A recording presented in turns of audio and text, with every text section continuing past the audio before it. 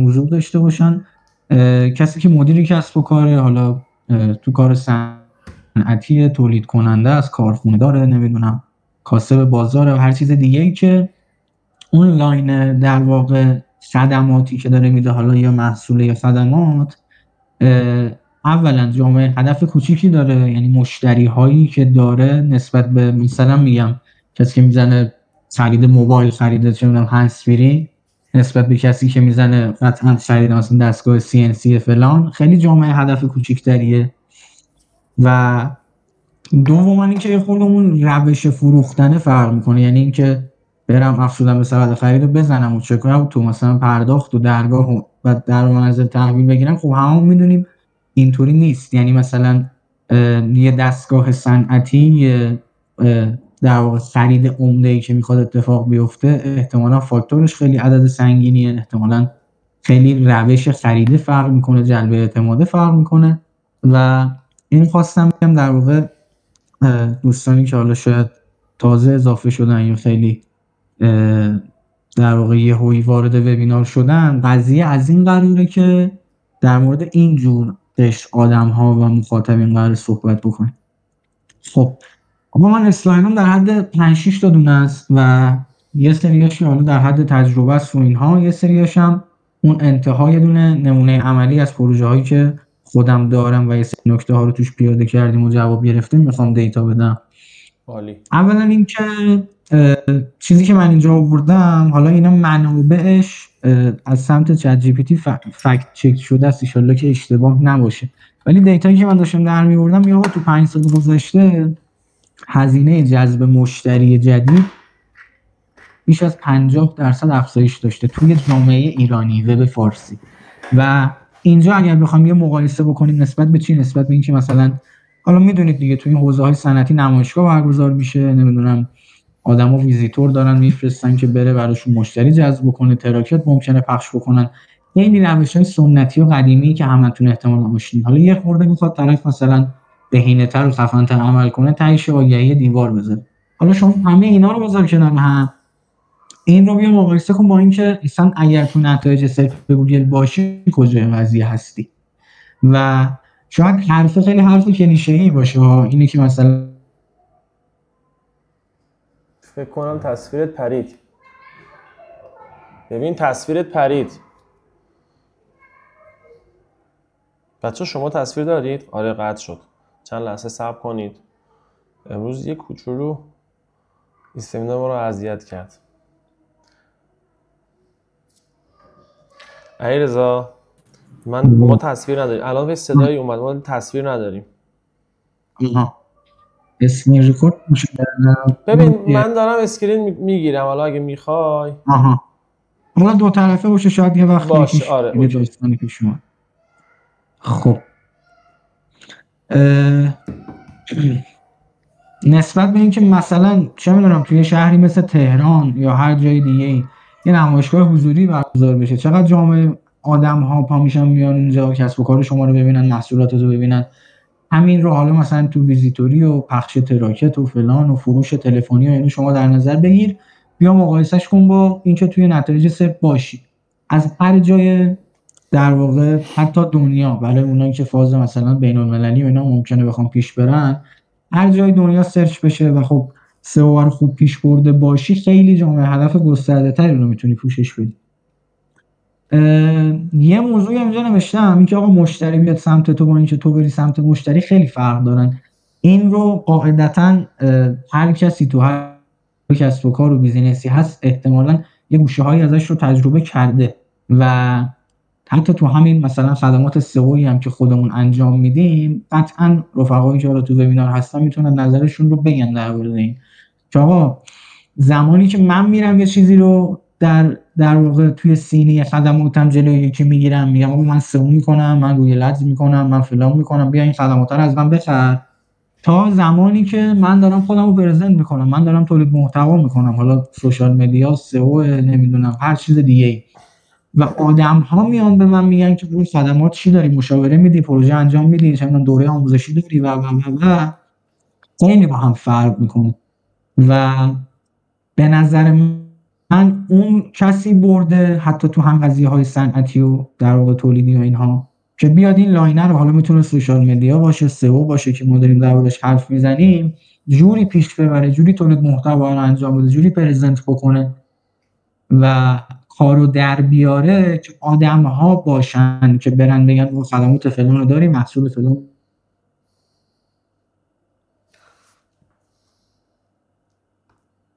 بازم علیرضا قطع شدی. پیشنهاد میکنم این نتی تو یه بار یه عوض کنی. این فیلتر شکن چیزی باز نیست.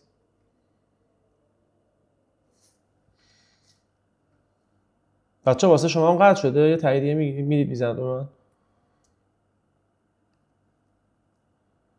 خب این چیزی که توضیح دادم، دوستانی که صاحب کسب و کارن، کارخونه دارن، تولیدی دارن، بیزینس دارن و به فاز صنعتی نزدیک هستن، اینه که آقا توی سئو دقیقا همین اتفاقا داره میفته. دست بالا رو شما دارید. تا الان شاید خیلی روش‌های مختلف رو تست کرده باشید، همون چیزایی که بالا گفتم، سنتی ها رو، و اونجا شما داری میگی من این خدمات رو دارم، این محصول رو دارم، فلان دستگاه صنعتی رو دارم، بیا از من بخر. ولی وقتی سئو میکنی، وقتی سوشال مدیا کار میکنی، میتونی تولید محتوا انجام بدی، میتونی کارت رو پرزنت بکنی، میتونی نمونه کار بذاری، میتونی جلب اعتماد رو تا حد خیلی زیادی انجام بدی و اونجا آدما هن که با تو ارتباط میگیرن، زنگ میزنن، سفارش میدن و اون اتفاق خوبه که باید بیفته میفته. قضیه بعدی در مورد تبدیل سرچ به مشتری. اینکه اولا که اینجا دیتایی آوردم، میگه که حداقل 30 تا 50% از مسیر خرید به نوعی با جستجوی آنلاین داره آغاز میشه. یعنی توی عصر امروزی که داریم زندگی میکنیم، هر چقدرم که ما بیایم بگیم آقا مشتریای من مثلا سنتی هستن، مشتریای من چه میدونن گوشی چیه، مشتریای من اصلا اینترنت نمیدونن چیه، سئو نمیدونن چیه، در هر صورت این درصده داره به من میگه که 30 تا 50% واقعا حجم زیادیه. حالا بیایم مثلا تقسیمش کنیم توی وب فارسی ببینیم چقدر میشه که من دیتاش رو ندارم، به یه نتیجه میرسیم که هر چقدر تا الان سنتی پیشرفتی و نخواستی بیای سمت سئو، وب، سوشال مدیا یا هر چیز دیگه آنلاینی، یه بازار زیادی رو از دست دادی. و این نکته‌ایه که خب در حد دیتا اینجا آوردم و در موردش توضیح دادم. اما مهمترین فاکتور به نظر شخص من توی سایت صنعتی چی میتونه باشه؟ اعتماد سازی، که با تاکید زیادی هم اینجا نوشته میشه. ببینید اون اول صحبتم یه توضیح دادم، گفتم قضیه با این حالتی که تا الان هممون باش آشنا بودیم فرق میکنه. مثلا من میخوام برم یه ساعت بخرم، برم یه موبایل بخرم، حالا حتی اگر یکم اسکیلش رو مثلا عددش رو بزرگتر بکنیم، کوچیک‌تر بکنیم، که اصلا ملموس‌تره. زمانی که شما میخوای بری خرید اینترنتی انجام بدی، مثلا کل اون کالای 500,000 تومانه، مثلا میخوای بری چه میدونم دیجیکالا 2 کیلو مرغ سفارش بدی، عدد خیلی پایینه، خیلی فاز اعتماد سازی این وسط وجود نداره. نمیگم این کارو بده ها، ولی چون عدد پایینه، مخاطبه یه چیزیه که همیشه داره استفادهش میکنه، سایتایی که دارن ارائهش میدن زیادن، خیلی شاید فاز اعتماد سازی نیاد وسط. ولی مثلا وقتی طرفی رو میخواد مکبوک فلان پرو ازت بخره، مثلا 200 میلیون پولشه، اونجا دیگه خورده بازی فرق میکنه، سئو یه خورده فرق میکنه، اعتماد سازی مهم میشه. این که تو به قول معروف محتوای عکس و ویدیویی بتونی تو صفحت بذاری میتونه کمک بکنه، این که رضایت مشتری بذاری میتونه کمک بکنه و و و و و حالا این رو بیایم یک علم مدتر توی مثلا فاز صنعتی و فرض یه دستگاه CNC فلانی مثلا میخواد معامله بشه، یا مثلا 500 میلیون پول دستگاه، 1 میلیارد تومان پول مثلا فلان خط تولیدیه که یکی میخواد از یکی خرید بکنه. اینجا دیگه اون پروسه اینطوری نیست که خب تو سایت ثبت نام میکنم، شماره موبایلمو بزنم، ثبت سفارش، در منزل تحویل بگیرم. خیلی قضیه متفاوته. طرف میاد توی سایت، اصلا ممکنه تو مرحله اولی خریدی نکنه، یعنی یه بار بیاد سایتت رو ببینه، نتونسته باشی اعتماد سازی رو جلب بکنی، از اون طرف بره توی سایت دیگه، یا حتی دفعه اول بیاد اعتماد سازی هم جلب نکرده باشی، تماس بگیره، باز با تماس نتونی خیلی ارتباطا برقرار بکنی. چرا؟ چون عدد سنگینی داره این وسط معامله میشه، اعتماد کردن برای آدمو سخته. ولی همین رو بیاید اینطوری در نظر بگیریم که من نهایت تلاشم رو توی لندینگ کردم که با چی؟ با عکس از محیط کار واقعی، همونجوری که اونجا نوشتم، داده‌های مستند، این که بتونم اگر من یه مثلا چه می‌دونم کارگاه تولیدی هم دارم فلان دستگاه رو تولید می‌کنم، عکس و ویدیو گذاشته باشم سطح تولیدم، صوت راهنمایی خود کارفرما گذاشته باشه که رو فلان دستگاهو می‌خوای بخری به این نکته‌ها توجه کن. اگر ارسالی داشتم، نمیدونم خرید عمده‌ای داشتم، ازش عکس بگیرم، از اون حینی که مثلا بر فرض وانتم اومده دم در داره مثلا انتا محصول منو بار میزنه بفرست فلان شهرستان، عکس بگیرم، ویدیو بگیرم، از اون مشتریه بخوام که برای من زیاد مشتری بفرسته. همه اینها در نهایت میتونه طرف رو جلب بکنه. چون میگم دیگه توی سایت صنعتی که حالا مثلا داریم توی اسکیل عددهای بزرگ صحبت میکنیم، اینجوری نیست که بیاد سبد خرید و تصویه حساب و فلان و اینها. طرف باید زنگ بزنه، باید 4 تا در واقع سرنخ اعتمادی از تو بگیره، این که اصلا کی کجای کارگاهت کجاست، کارخونه‌ت کجاست، به کیا تو حالا خدمات دادی، با کیا همکاری کردی، و این هاست که خیلی میتونه توی این تبدیل سرچ به مشتری کمک بکنه. و به نظرم بازم تاکید بکنم روش، مهمترین فاکتوری که توی سایت صنعتی وجود داره اعتماد سازی است. خب آقا همه چی اوکیه دیگه؟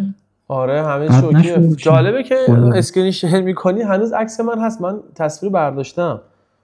آره فکر کنم به خاطر این چیزه هست، نمیدونم. این پنجره نمیدونم چجوری بسته میشه، فکر کنم چون خودت بازش کردی خودت هم میتونی ببندیش. نه بستمش آخه من. خیلی تو ببندش چه اتفاقی نمیافته. اصلا اینجا اصلا دکمه بستنی نداره. خب رفت این گوشه. آره ول درگیرش نشیم به نظر من. خب ببین یه سوال از بچه‌ها بپرسیم، کسی تا اینجا اگه سوالی چالشی داره بگه. من یه نکته رو اینجا یه کار علیرضا اضافه کنم، خیلی داره درست میگه، تمیز اصولی. من یکی از تجربیاتمو میخوام اینجا اضافه کنم چون مرتبط با این بخش علیرضا. ولی بپرسیم بچه‌ها کسی سوالی داره این تا این قسمت صحبت‌های علیرضا؟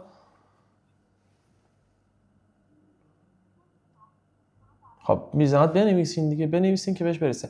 تا بچه‌ها سوالو می‌نویسن من نکته اضافه کنم. ببین علی، ما خودمون یه بخشی که توی سایت‌های صنعتی درگیرش بودیم، من با یه سایت صنعتی کار می‌کردم، اسمش اینجا نمیتونم بیارم، ولی حوزه هم وارد کننده بودن هم تولید کننده آب میوه‌گیر صنعتی بودن. خب و این قصه فکر می‌کنم برای 10-12 سال پیشه و آره وارد کننده و تولید کننده دستگاه‌های آب میوه‌گیری صنعتی بودن. عرضم خدمتتون که اومدن لینک 1 و 2 خیلی همه چی عالی، کلیک فوق‌العاده عالی. بچه‌ها این واقعیه ها، میخوام این به عنوان تجربه، حالا نه تنها تو سایت‌های صنعتی که به شدت زیاده، تو سایت‌های دیگه با مشتریتون برید چکشون کنید. با ما گفتن که آره خیلی خوب آقای فنی، اوکی ما دیدیم صفحه اولی ولی چرا فروش نداریم و اصلا لغو چیز داشتن، لغو قرارداد داشتن به خاطر عدم فروش. حالا هرچند که ربطی به قول معروف اون موقع که اصلا به قول معروف ما که حالا کار فروش هم نمی‌کردیم نداشت به ما. من اومدم یه بار فرآیند فروشون رو چک کردم. ببین اینا واتساپ بهشون بعد پیام میدادی که بری تو فاز این که بهشون به قول حالا کاتالوگ ارسال شه، یه سری موارد کارشناس فروش بفروشه. این بنده خدا پسر 15 16 ساله چه گذاشته بود پای واتساپ و هر کی بهش واتساپ پیام میداد 2-3 روز بعد جوابش میداد، بعد میگفت فروش نداریم. بچه‌ها من 3 تا مرحله میخوام بگم تو قسمت خودم کاملتر بازش کنم. ما توی سایت‌های صنعتی یک بخش لیدگیری داریم، 2 پیگیری داریم، 3 پیگیری و بهینه‌سازی لیدها داریم. این خیلی خودش مهمه. علیرضا حرف قشنگی زد، گفت یه دستگاه 1 تومن 2 تومن پولشه، الان قطعاً خیلی بیشتره. طرف میخواد اونو بخره، اینقدر باید جزئیات کاتالوگ داشته باشی، اینقدر باید باش جلسه بذاری، اینقدر باید تیم فروش قوی داشته باشی. اینجا بخشی از مسیر فروشه، نه کل مسیر. یه سری سایت‌ها کل مسیره، اما توی یه سری حوزه‌ها بخشی از مسیره. خب اینو علیرضا موسوی پیام واسمون گذاشته، بخون بی زحمت، اگه مرتبط بود جواب بده علیرضا جان. خب میگه که بنده توی پروژه فروش عمده بادوم زمینی یه کارخونه‌ای بود، سرچ ولومش پایین بود تا جایی که راحتی سموشون و صرفه مالی نداشت واسه صاحب پروژه. خب ببین دقیقاً برمیگرده به همین حرفایی که محمد زد دیگه. آقا سئو رو انجام دادی، احتمالاً یه خروجیایی هم بهشون دادی، اینکه کجا داری اون دیتا رو جمع‌آوری می‌کنی؟ این آدمایی که دارن میان تو فرم تماسی گذاشتی شما رو ازشون بگیری زنگ بزنی، چه می‌دونم کاتالوگی در اختیارشون گذاشتی، اینکه نه یه عکس انداختی اونجا گفتی آقا برای خرید عمده با ما تماس بگیرید. خب اینجوری حالا احتمالاً هر کارفرمایی باشه یا لغو میکنه یا پروژه‌شو دیگه تمدید نمیکنه. و دقیقاً همین اتفاقا تو اسلایدهای جلوتر هم هست که آقا سرچ والوما پایینه، رقابت ها خیلی کمه و اتفاقا چرا که سئو نکنیم؟ یعنی اگر پروژه اینجوری میاد سمتمون، اصلا به نظر من رو هوا باید زد، چون خیلی متفاوته با اینکه مثلا یهو الان پروژه بیاد چه میدونم ایمپلنت در تهران با پروژه بیاد مثلا خرید دستگاه بسته‌بندی حبوبات.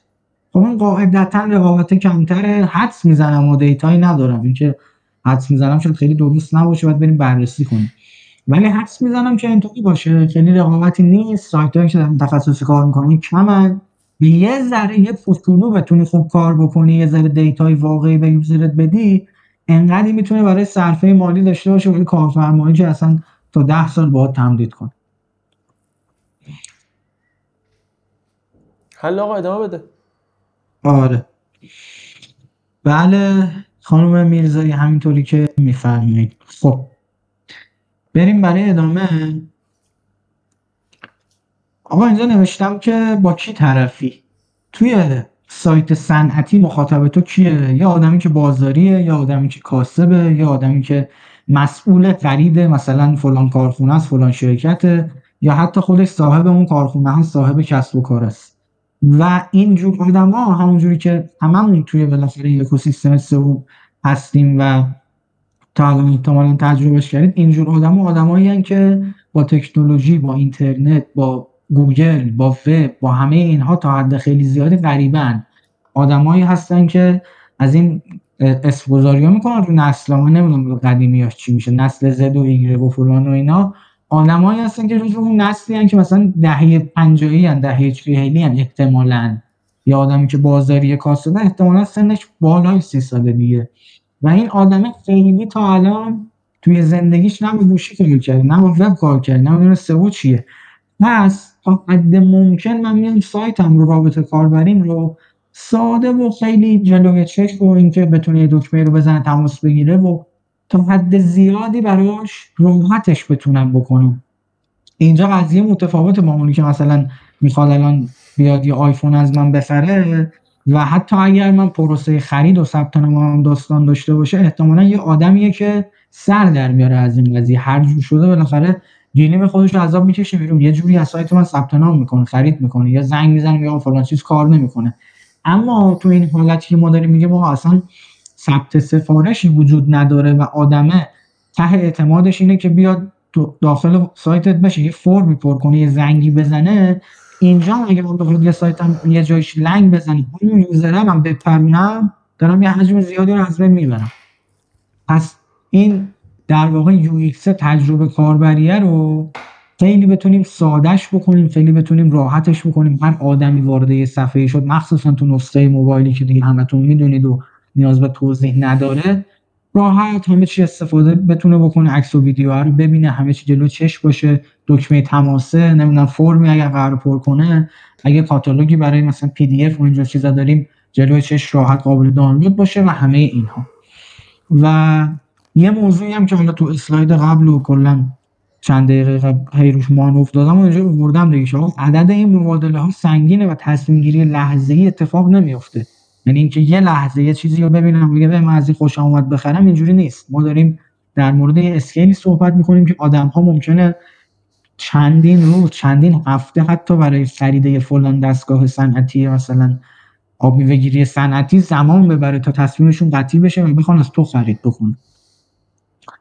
خب یه خورده فازو میخوام ببرمش توی تکنیکالی و اینکه توی سئوش کمکی میتونیم بگیریم و استفاده بکنیم. اینکه اینجا نوشتم لاین تیل‌ها اینجا هم جواب میدن. من یه چند تا نمونه مثلا گفتم از سئو سیگنال در آوردم، زدم که آقا مثلا دستگاه فلان. این لاین تیل‌ها که دارید میبینید دقیقا همون رقاله در کل بچه‌ها خیلی امپیتری و خلاصه شدهش. حالا میخوام محمدم اگه نظری مخالفی با من داره اینجا بگه. فکر نمی‌کنم روند سئو یه چیز متفاوتی باشه، یعنی همون اصولی که ما داریم، آقا کام پیجت خوب، تکنیکالت خوب، بعد بیا شروع کن آف پیج رفتن، رواله همون رواله است. حالا یه جایی در مورد مثلا تجربه کاربری ایکس گفتیم، یه جایی در مورد اینکه چه میدونم همه چیز جلوی چش کاربر باشه، بتونیم اعتماد سازی بکنیم، در واقع دیتای مدیایی استفاده بکنیم، عکس و کاتالوگ و فلان و فلان گفتیم. ولی رواله سئو همینه. یعنی لاین تیل اینجا هم جواب میده، یعنی همونجوری که ما میگیم آقا مثلا میخوای بری این پلن در تهران بگیری یا با این پلن شروع نکن، بیا برو مثلا با لاین تیل مثلا 5 سیلابه شروع بکن، 6 سیلابه شروع بکن. همینجا همون روال رو داریم. حالا بسته به حوزه‌ای که دارید کار میکنید، مثلا من زدم آقا دستگاه میوه خشک‌کن، طرز تهیه میوه خشک، حالا این شاید یه خورده بره تو فاز مثلا بهداشتی. بهترین مارک، البته اونم ربطی نداره، یه سریاش آموزش طوری که حالا اصلا میتونم جزو بلاگتون باشه، چیز بدی هم نیست. یعنی مثلا طرز خوش کردن آلبالو با دستگاه میوه خشک‌کن نمیدونم دقیقاً، بعد برید دیتا در بیارید، شاید مخاطبش یه خانم خانه‌دار باشه. ولی میخوام در مورد اونایش حرف بزنیم که به اون تیکه مشتری نزدیکن. مثلا دستگاه خشک‌کن میوه صنعتی دست دوم، خب الان احتمال قریب به یقین ما اینو سرچ می‌کنیم دیوار میاد بالا، نمیدونم سایتایی که شاید خیلی مثلا اونجوری تخصصی دارن مانور روی این قضیه نمیدن. پس میتونه یه سرنخی باشه برای شما که اینو با کارفرما در میون بذاری. آقا اگه داری دستگاه میوه خشک‌کن میفروشی و دست دومش هم داری یا دستگاه استوکشو داری، میتونیم این صفحه رو پوشش بدیم. و اینجا به نظرم یه اشتباهی که میتونن بچه‌ها بکنن و نباید بکنن اینه که به اون سرچ والوما نگاه کنن.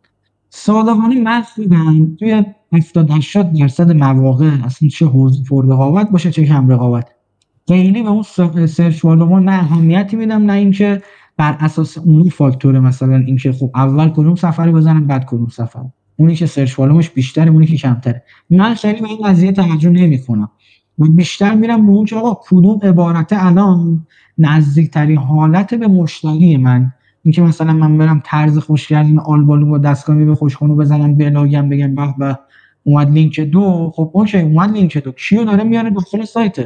یه خانم خانه‌داری، یکی مثلا علاقه داره به این کار، اصلا دستگاه رو نمیخواد، میخواد یاد بگیره آلبالو خشک‌کن. ولی مثلا وقتی دستگاه خشک‌کن میوه صنعتی دست دومو برم سئو بکنم، تو اصلا بگو در بدترین حالتش سرچ والوم ماهش 10 تا باشه 5 تا باشه، که اینجوری نیست، احتمالاً بیشتره.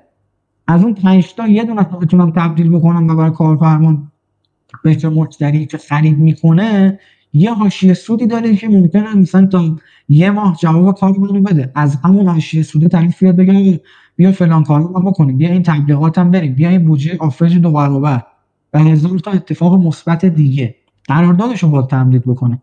پس اینجا یه فاکتوری که به نظرم نباید در نظر بگیرید اینه که سرچ والوما چقدرن، چون معمولا صنعتی‌ها سرچ والوما همشون کمه، مگر اینکه دیگه خیلی کلمه عمومی باشه و تعداد سیلاباش کم باشه. یا مثلا حالا اون چیزایی که برای میوه خشک‌کن بهم دیتا داده خیلی خوب نمیده، ولی تو این یکی مثلا میگم دستگاه چاپ روی لیوان و تیشرت، دستگاه چاپ عکس رو سنگ قبر، دستگاه چاپ پول ایرانی واقعی، حالا این نمیدونم کلمه زردیه ولی نمیدونم به درد میخوره یا نه، دستگاه چاپ و برش همزمان میماکی. حالا مثلا این هارومیه من اصلا تو زندگیم نشنیدم همچین چیزی، برش همزمان میماکی نمیدونم یعنی چی، ولی اشتباه اون کسی میتونه بکنه که بیاد بگه خب من دستگاه چاپ میفروشم، همه مدلش هم دارم، بریم با خرید دستگاه چاپ شروع کنیم. اتفاقا اگر من باشم میرم با این قیمت دستگاه چاپ و برش همزمان میماکی شروع میکنم، راحت‌تر میاد بالا، احتمالاً آفرج تقریبا یا خیلی کمی نیاز داره یا اصلا نیاز نداره، با 4 تا عکس و ویدیو خیلی راحت میتونم بیام لینک یکو بگیرم و نزدیکترین حالتیه که میتونه یوزر در واقع بر حسب همون قیف فروش در نظرش بگیریم دیگه. اینو کی داره سرچ میکنه؟ کسی که اصلا میدونه چه میخواد، تحقیقاتشو کرده، دنبال چیز خاص و کاستوم میگرده و احتمال اینکه تبدیل به مشتری بشه خیلی زیاده.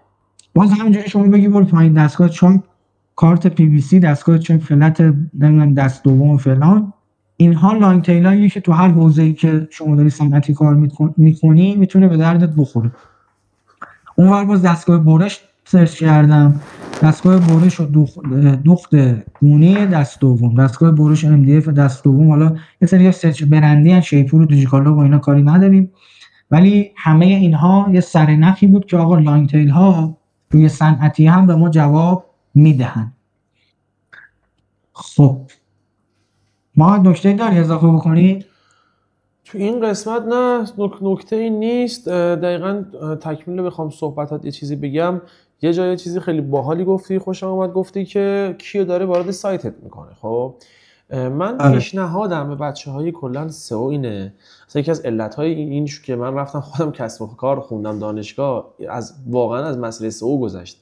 ببین ما خیلی همون میگیم خب وظیفمون فروش نیست، وظیفمون اینه که فقط سایت رو بیاریم صفحه اول.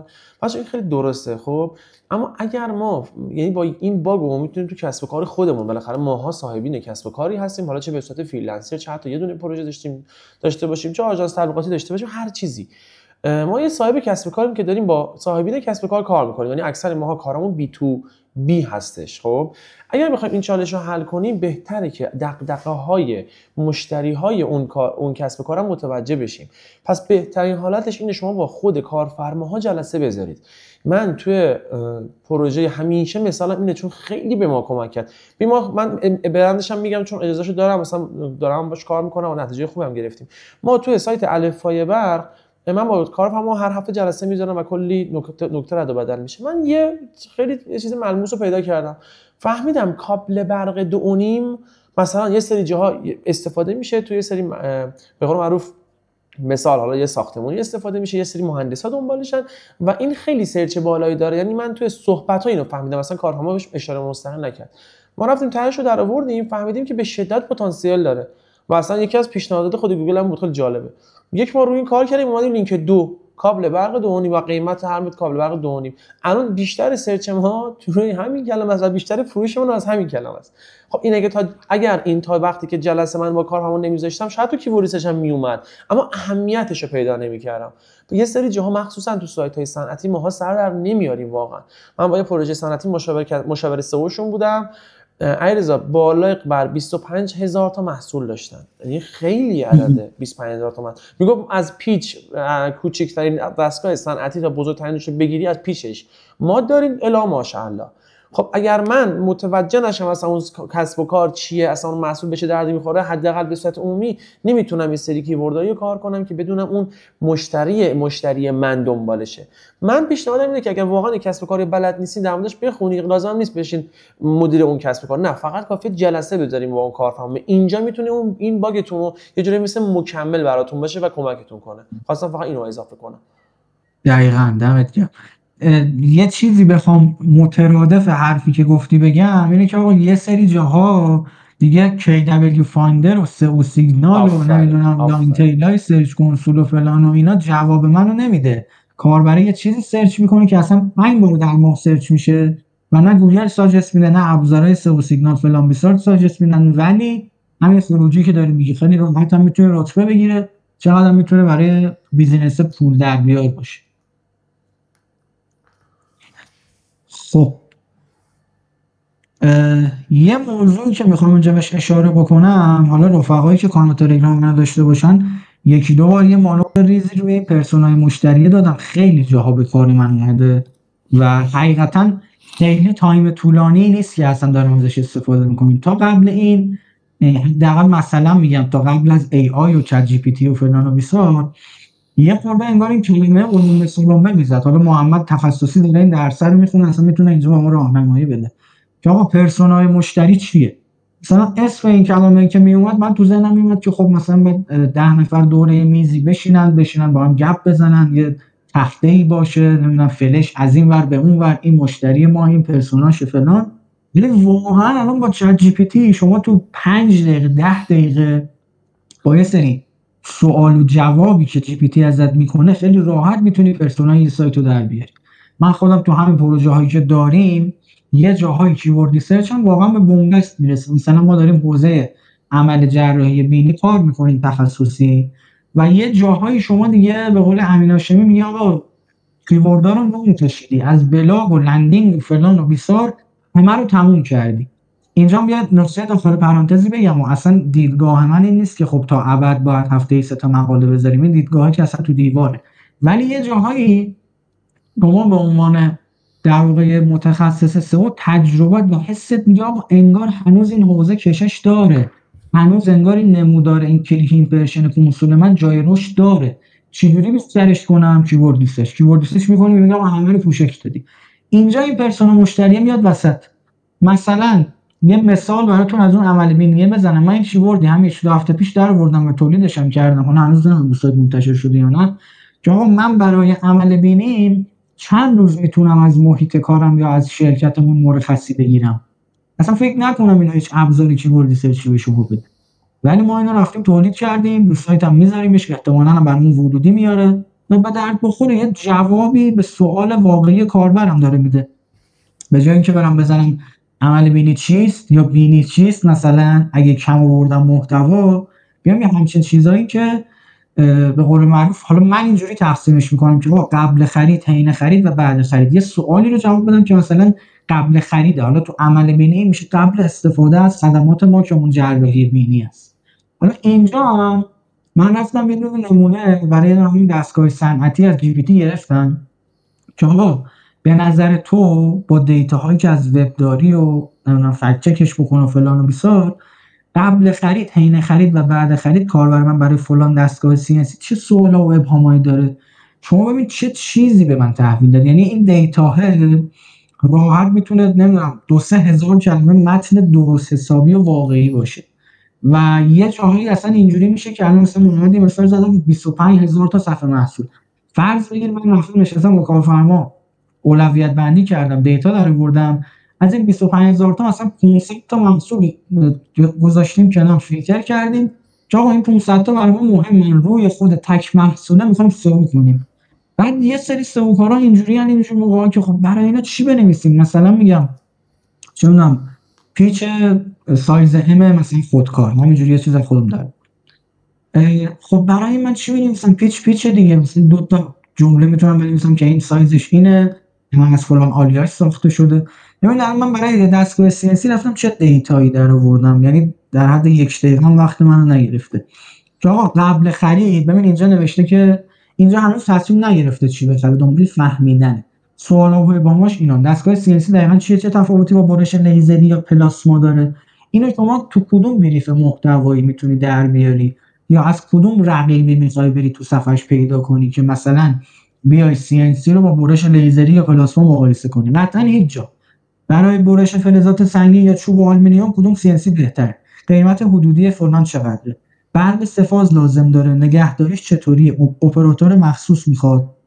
و بعد مثلا حین خرید که این تصویر سمت راستی است، میگه که آقا اینجا مشتری چند تا گزینه خاص تو ذهنش داره، دنبال مقایسه است. این مدل خاص قدرت اسپیندلش چقدره؟ نه درست خوندم یا نه؟ مثلا من و شما سوکار تو زندگی اگر تو این حوزه کار نگرده باشیم، در واقع هم داری باش اعتماد سازی میکنی، هم داری صفحات رو سئو میکنی، هم داری محتوای یونیک و درست حسابی و مشتی به کاربر تحویل میدی و به گوگل تحویل میدی، هم رتبه رو میگیری و کلی وعی دیگه ای که با همین پرسونای مشتریه خیلی راحت میتونید در واقع ازش استفاده بکنید.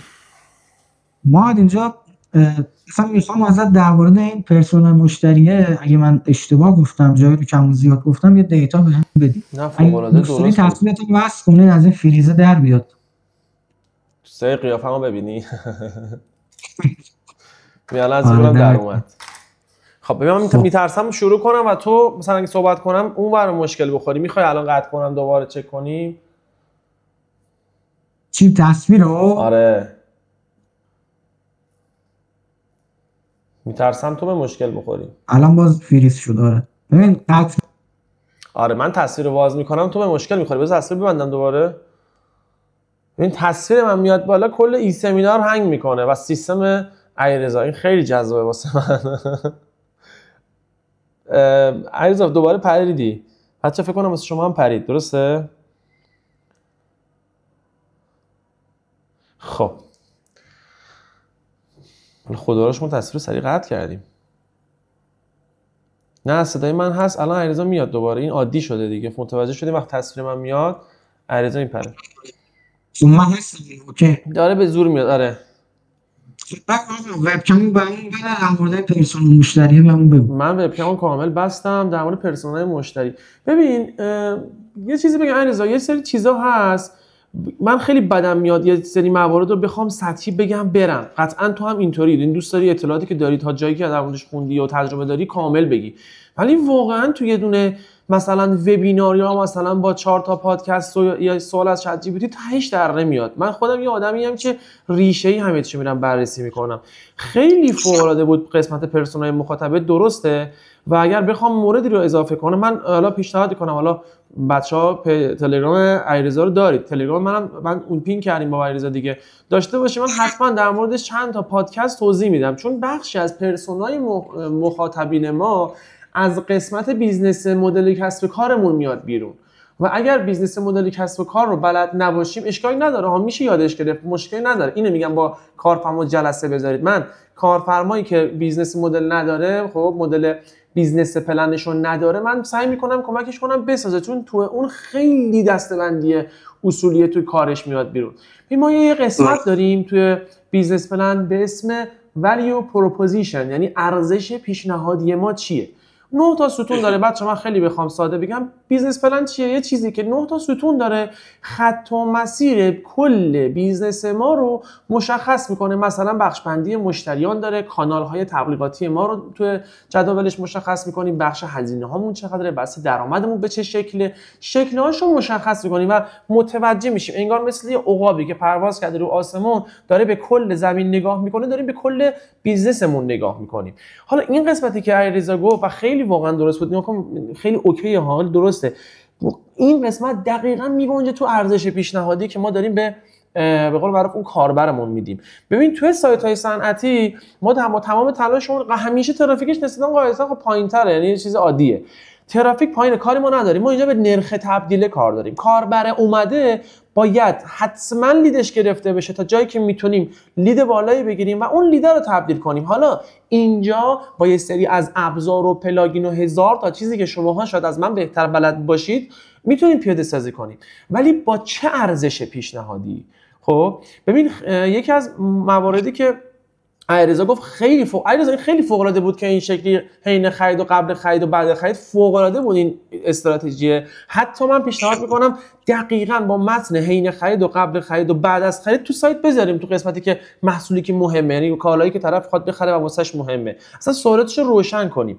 یه جا گفتی آره واسه این میخوام ارزش پیشنهادیه رو بگم که کجا باید بیاریمش.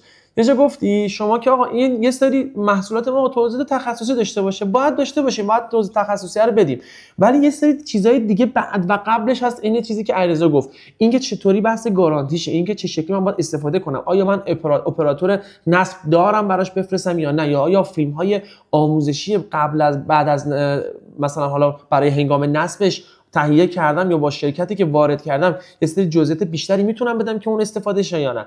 حالا حفظ و نگهداریش به چه شکله؟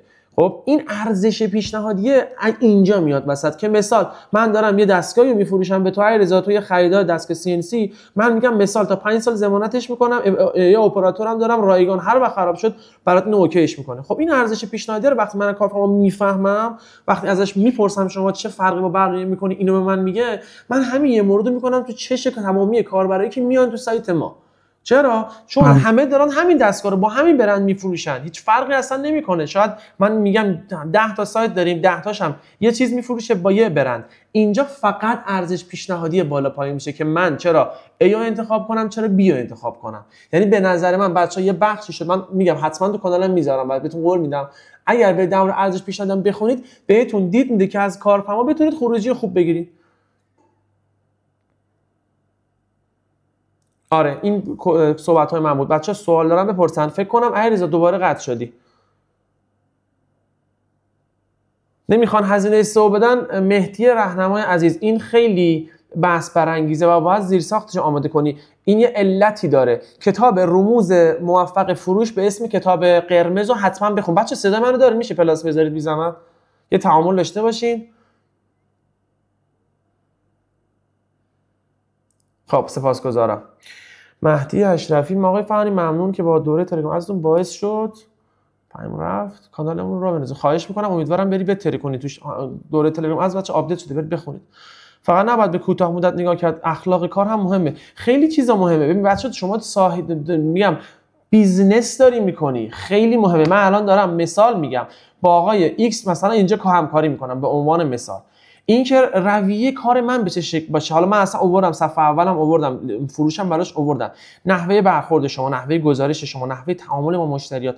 ما الان اینو میگم بیزنس پلن رو برید یاد بگیرید. ما الان بخش بندی کردیم، یه سری مشتری وی آی پی داریم. مشتری وی آی پی من، پیشنهاد سئو من به مشتری وی آی پی و به مشتری معمولیم خیلی فرق میکنه، اصلا باید هم فرق کنه. خب یعنی یه بیزنس موفق باید دسته‌بندی مشتریان داشته باشه و به همراه ارزش پیشنهاد. یعنی شما نری بیزنس پلن هم بخونی، هیچ هم نری کار کنی، یه دسته‌بندی مشتریان واسه خودت بساز به همراه ارزش پیشنهادی. من چی کارها کنم که قبل خریدم بتونم بفروشم، خوب بفروشم، طرف من اعتماد کنه، بعد از خریدم به چه شکل بتونم ساپورت کنم و در حین خریدم. مهدی که مثلا میگه یه سری سئو پول سئو نمیدن، اون باید قانع بشه تا که پول سئو بده و علتشو چراییشو ببین. چرایی کار فهمید جواب ندادی. ببینید یه سری سئو کارهای تازه کار جوری قبلا صحبت کردن با صاحبین کسب و کار و سایتشون رو خراب کردن که هم خیلی سخت اعتماد میکنه و همین که واقعا توی خرج کردن هزینه چشم آخ اینا خوراک منن به خدا.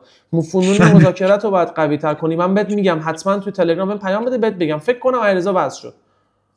آره من بس شدم. خب اوکی. امروز نمیدونم چرا این سمینار داره با ما خودشون الان توی این کلیپ چیز هستن. آره یه سری سوالات میذاریم آخر جواب میدیم. من حتما هستم، اگر وقت نشد حتما تلگرام من پیام بدید. من تلگرامم براتون اینجا می‌نویسم، فراهانی اس ای او آیدی شخصی تلگرامم. کانال مانا تو هم پین کردی؟ آره تو کانالم هست دیگه. آره خب شما تموم کن علیرضا، من استارتو بزنم. دست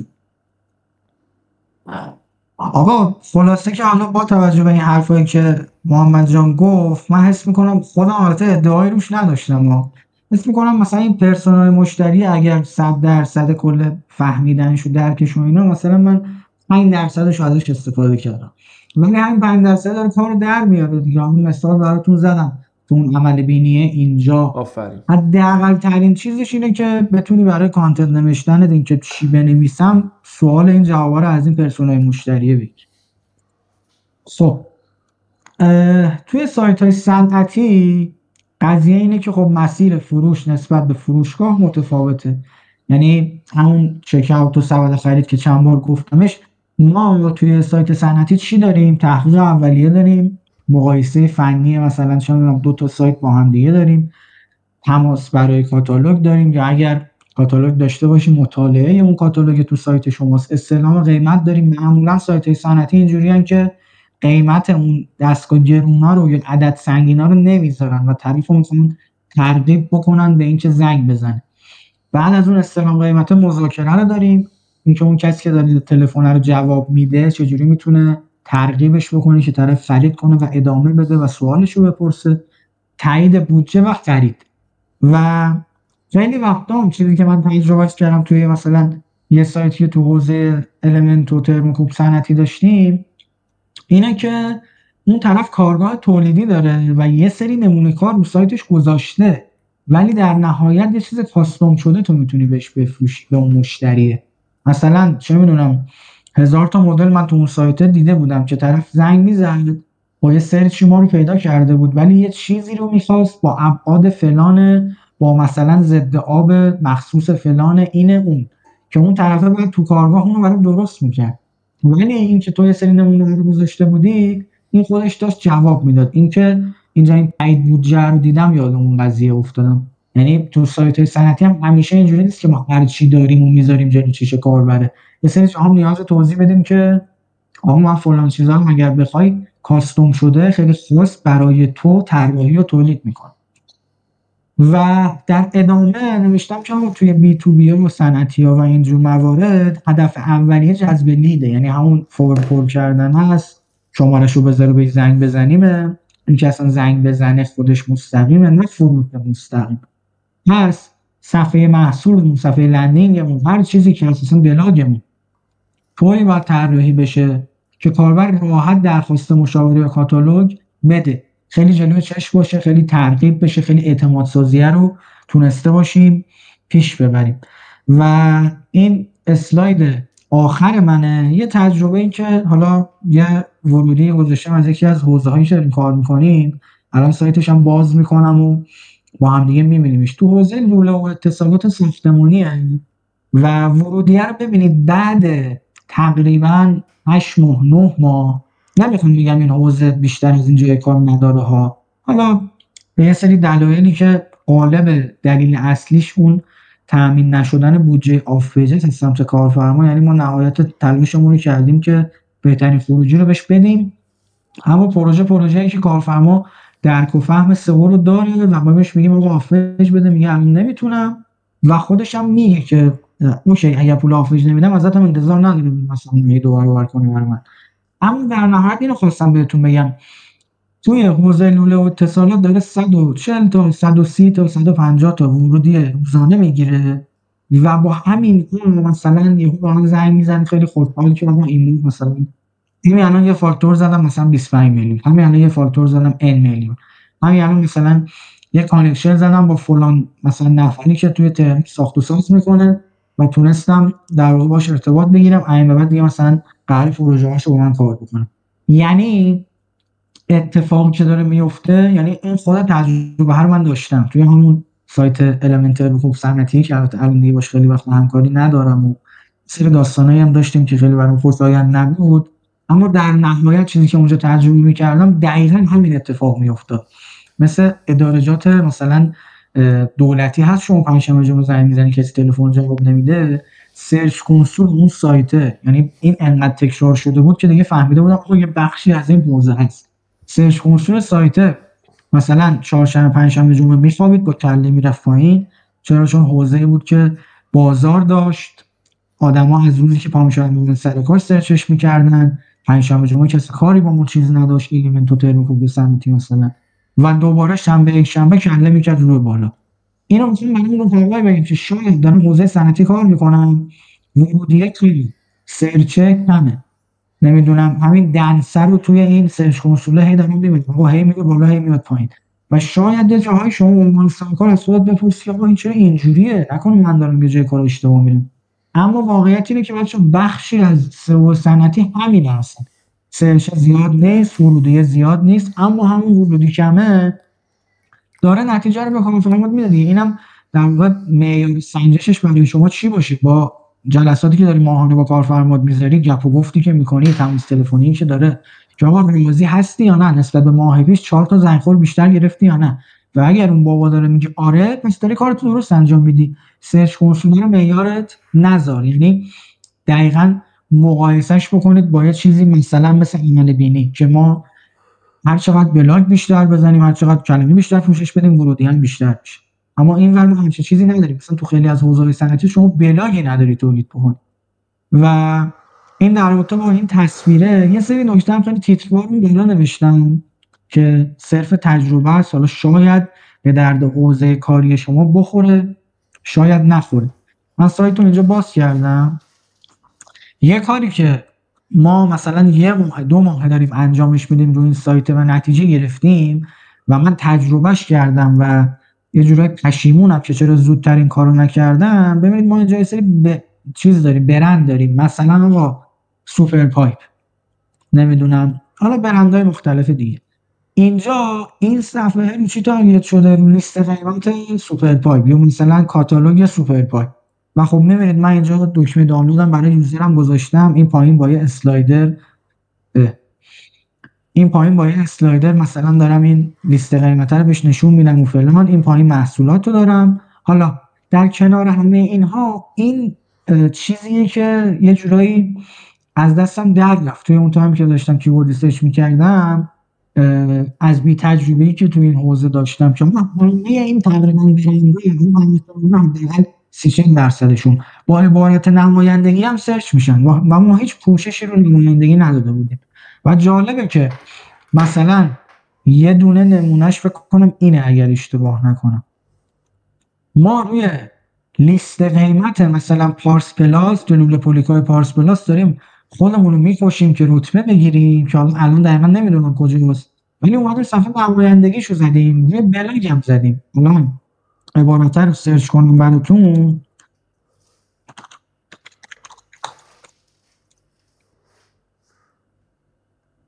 ببینید اینم از کاستوم درش بیارم، نمایندگی پارس پلاس در تهران، این صفحه مال ماست.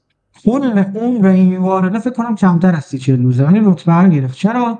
کم رقابت، همچنان اومد سایت تخصصی روش پوششی نداده و خیلی راحت تونست اینو بگیره. و کارفرمای اصلا خود کرده بود آقا اینو چرا زودتر نکردی، من دارم اینو زنگ خور میگیره، من دارم مثلا از جذب لید دارم و اینها.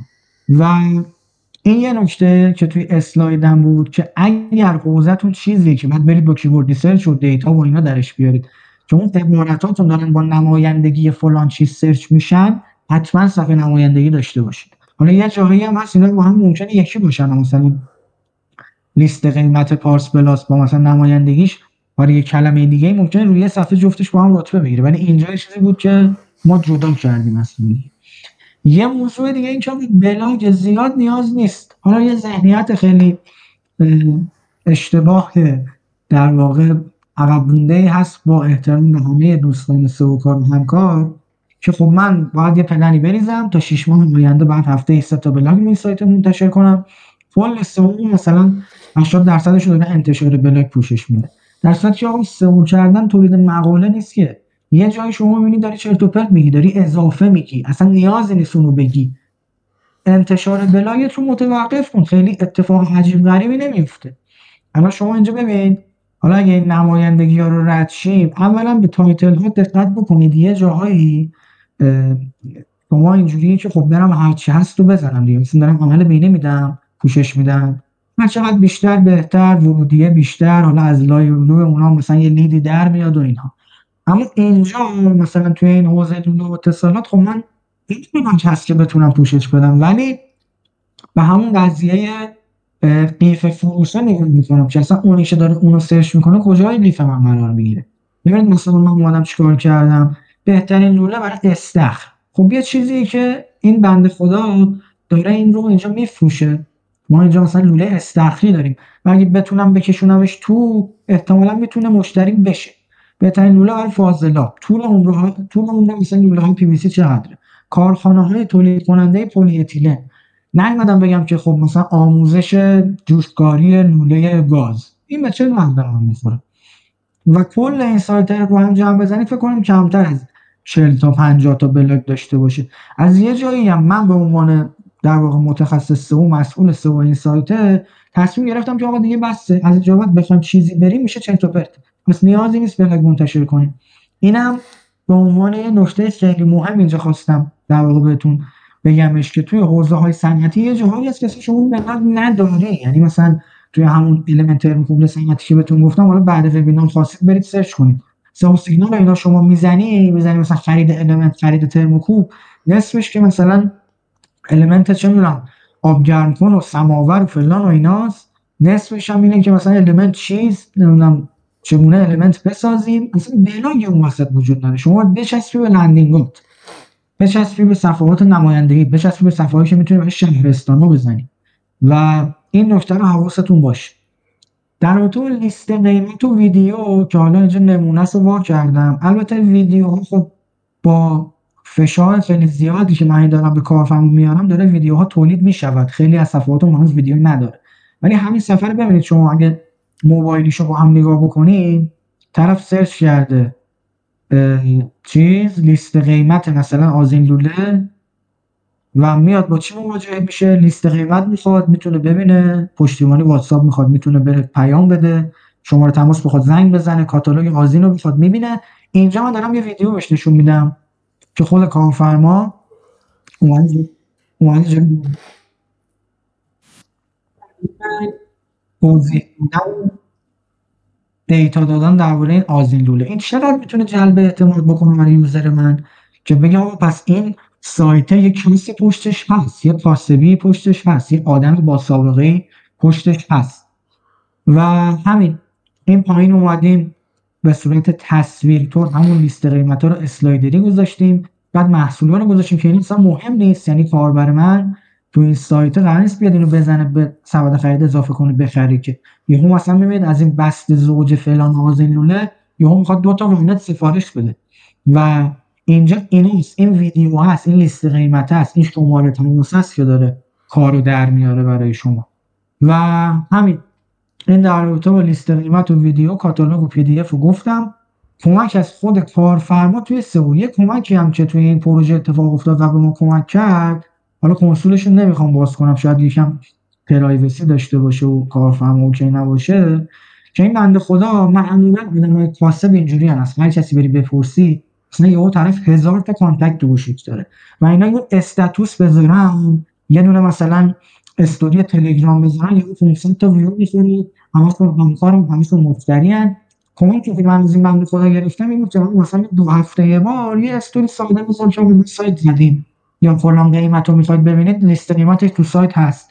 این چقدر تونست به سرچ برندینگ من کمک بکنه و خب خودتونم دیگه میدونید دیگه، سرچ برنده میاد مکمل SEO من میشه، تو رتبه هام، توی ورودی بیشترم، همه اینها به هم کمک میکنه.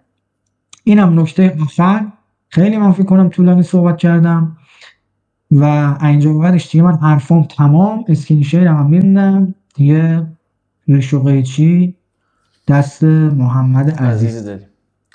خب مهدی ازت سوال پرسیده، علیرضا یه مورد دیگه که تجربهش داشتم، سعی کنیم برای سایت‌های سندی گالری عکس کارهای انجام شده یا عکس از کارگاه بذارین تو لندینگ ها. آره عالی، آفرین، خوبه. آره الان اسلایدر منو دارین؟ بله. خب اوکی. طبق روال همیشه وبینار SEO برای صنعتگران مسیرش از کارگاه تا گوگل. قطعا صدا و تصویر که اوکیه، هیچی. چون تا الانش علیرضا صحبت میکرد طبق روال قبل کاغذ خودکار از اول وبینار باید میشد، اگه نیست حداقل اینجا بشیدون باشه که نکاتو بنویسید. مرسی علیرضا، خیلی دیده خوبی دادی، دست گلت در نکنه، فوق العاده بود. منم چند تا نکته یاد گرفتم، ازت ممنونم و عرضم خدمتت که ببین این ویدیویی که گذاشته بودی مثلا خیلی بحث اون اعتماد سازی است به کاربر، که به قولش تو یه نفری پشت این قصه هست. این اگه من بخوام اینو خیلی بازش کنم خیلی زمان بره، فقط بخش بچه بهتون میگم. به این مورد میگن سرپ خوانی. یه جایی هست مثلا شما یه خطای شناختی وسط حواستون باشه. مثلا من یه سایت تخصصی در حوزه لوله مثلا مانیسمان دارم کار میکنم، الان میرم سرپ گوگل رو میبینم خب آهن آنلاین مثلا فلان، فولاد اصفهان، فلان دارن کار میکنن و همشون لیست قیمت گذاشتن، عکس کارشناساشون رو گذاشتن، واتساپ گذاشتن، این اوکیه. خب من بس باید اینا رو داشته باشم بخوام شروع کنم. یه جاهایی هست تو میشه برمیگردیم به اون ولیو پروپوزیشن، یعنی ارزش پیشنهادیه، که من اینو یه شکلی تو سایتی بیارم که اصلا هیچ اینا انجام ندن. یه موردی میگم خطای شناختی. حالا این وسط چی بود؟ این که من میرم یه سایتی رو باز میکنم میبینم اینا رو گذاشتم. مثلا الان من میام سایت علیرضا، سایت مثلا میگم فرض من یه سایت دارم به اسم فراهانی مثلا پایپ، این آقا الان داره رو سهرابی مثلا پایپ کار میکنه، میام میبینم علیرضا ویدیو گذاشته، لیست قیمت گذاشته، اینو گذاشته، عالیه، فوق العاده است. خب اما مثال ها علیرضا، من دارم مثال میگم اینو خدمتت. تو اومدی عکس گذاشتی، لیست قیمت تو، من میگم خب چیکار کنم اینو یه ذره بهتر کنم؟ بیام با کارفرما صحبت کنم، یه دونه اکسل کد نویسی کنم و شناسه محصولات رو بزنم، بعد این اکسل رو به اتوماتیک به سایت وصل کنم، جدول قیمت هم در لحظه به قول معروف قیمت ها آپدیت باشن. بعد همین یه دونه میشه ارزش پیشنهادی که کاربر برمیگره اصلا از تو استلام میگیره. ما یه دونه ابزار ساختیم توی حوزه لوله و ورق که فکر کنم اکثر سایت، فقط یه دونه سایت بعد ما زدش، تو سایت معروفی هم هست. اومدیم چیز کردیم، اومدیم مبدا و مقصد طرف میزد، مثلا میزد جفت، نیسان، حالا خاور، هر چیزی، و دقیق حالا شاید با اختلاف 400-500 هزار تومان این کرایه حمل بارش رو مشخص میکرد. اینو زدیم، خیلی باحال بود، خیلی می‌خوندن اینو از سایت ما استفاده میکردن، خودشون حالا مشتری میشدن. و یه ابزار زدیم واسه مهندسا، حالا این چیزی بود که اجرا کردیم، نتیجه گرفتیم که مثلا این لوله که داره میگیره با این قطر و با این ضخامت و فلان اینا کجا میتونه استفاده کنه، یه خروجی داشت. و این خب این دیدش از سمت کارفرما بود که ما این ابزارم زدیم و داریم تو لندینگمون خیلی خوب استفاده میکنیم ازش. پس این خیلی اصولیه. خب از اونجایی که این توتی عزیز زرد ما داره به ما میگه در این وبینار چه چیزی یاد میگیریم، من 5 تا نکته رو میخوام اینجا بهتون بگم. سعی میکنم یه خورده اگر با سرعت توضیح دادم عذرخواهی میکنم، حتما سوالاتتون آخر سر جواب میدیم و من تو کانال تو پی وی ام در خدمتتون هستم. از کارگاه تا گوگل اولین سرپرستمونه، بعد تشخیص موقعیت فعلی برند و صنعتی در گوگل، استراتژی محتوا برای جذب مشتری بی تو بی، چون اکثر کسایی که صنعتی کار میکنن صنعتی ها، خب یه دونه صنعتی داریم، یه صنعتی فروشگاهی داریم. الان سایتی که علیرضا نشون داد یه جورایی صنعتی فروشگاهی هم میتونه با، یعنی هستش، خیلی کامل 100 صنعتی نبود.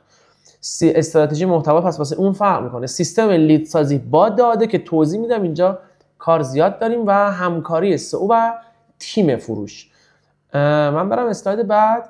از کارگاه تا گوگل بچه‌ها شناسایی دقیق ترین کلمات کلیدی صنعتی. خب خیلی اینجا علیرضا کامل صحبت کرد، من نمیخوام دوباره اینجا رو این بخشو خیلی بخوام وقت بذارم، خیلی اصولی و درست گفت و همه ما یاد گرفتیم.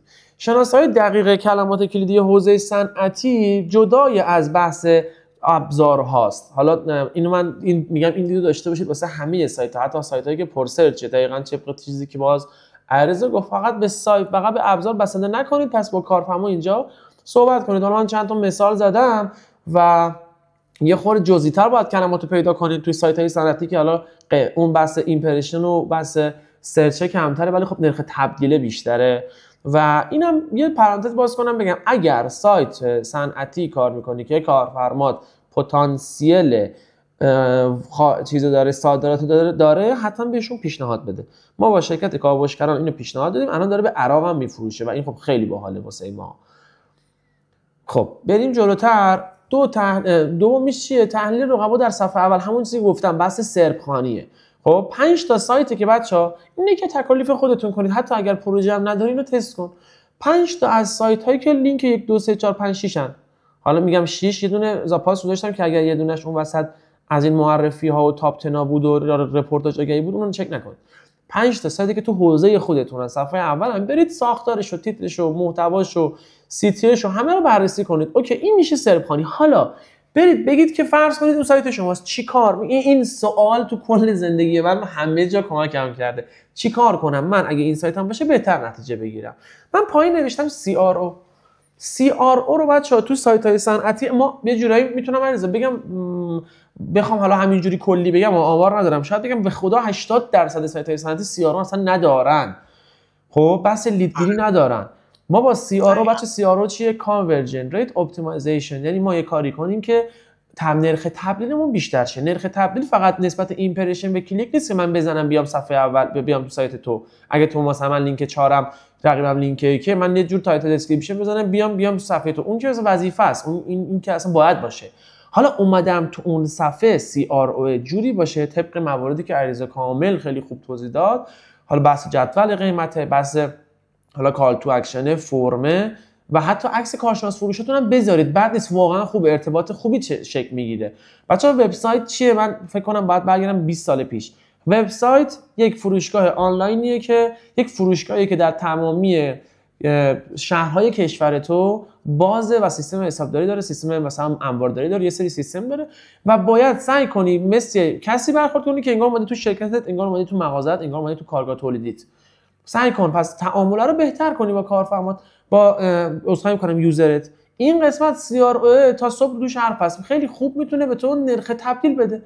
توی سری سایت‌های صنعتی لیست قیمت مهمه و طرف درگیر میشه تماس میگیره. توی سری سایت‌های صنعتی دیگه شاید لیست قیمت به اندازه اون بحث موارد تخصصی مهم نباشه. طرف میگه من حاضرم به جای که 2 میلیارد هزینه کنم 2 میلیارد 400 هزینه کنم، یه دستگاهی ببرم که مطمئن باشم اگر به مشکل خوردم یکی هست که منو پاسخگوی سوالات من باشه.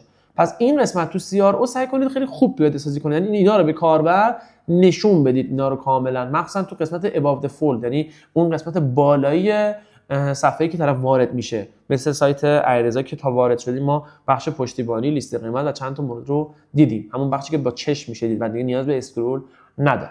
بازطراحی صفحات محصول. اگه صفحات محصولت یه جوری خشکن، جدول مشخصات فنی، کاربرد، تفاوت‌ها، اون سوالای قبل خرید، حین خرید و بعد از خرید که علیرضا بهش اشاره کرد، دکمه سری و واتساپ، یه چیزایی چی اینا یه چیزای معموله باید اضافه بشه. خب یعنی من مطمئنم بچه، من دیدم سایت صنعتی که داره چند سال کار میکنه و هیچ همچین چیزی نداره، فقط تنها چیزی که داره کاتالوگه.